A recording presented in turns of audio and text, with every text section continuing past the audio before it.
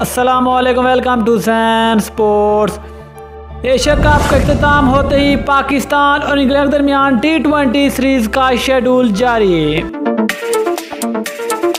England cricket team Pakistan कब पहुंचेगी और पाकिस्तान और इंग्लैंड के दरमियान पहला T20 मैच कब खेला जाएगा, कितने बजे शुरू होगा, इस खबर की मुकम्मल तफसील से बात करेंगे। लेकिन मजीद आगे बढ़ने से पहले चैनल को सब्सक्राइब करके साथ में लगी बेल आइकन को जरूर दबा दें ताकि क्रिकेट से जुड़ी तमाम खबरें आपको सबसे पहले यहाँ पर मिलती रहें।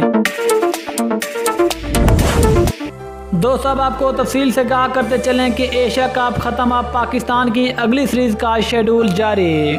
अब इंग्लैंड क्रिकेट टीम पाकिस्तान का टूर करने वाले, जहां पर दोनों टीमों के दरमियान 7 T20 मैचेस खेले जाएंगे।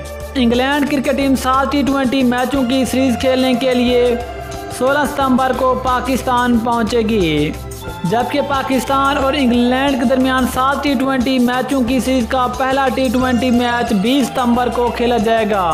अगर इस मैच के टाइम टेबल की बात करें तो ये वाला मैच पाकिस्तानी टाइम के मुताबिक शाम 7:30 बजे शुरू होगा।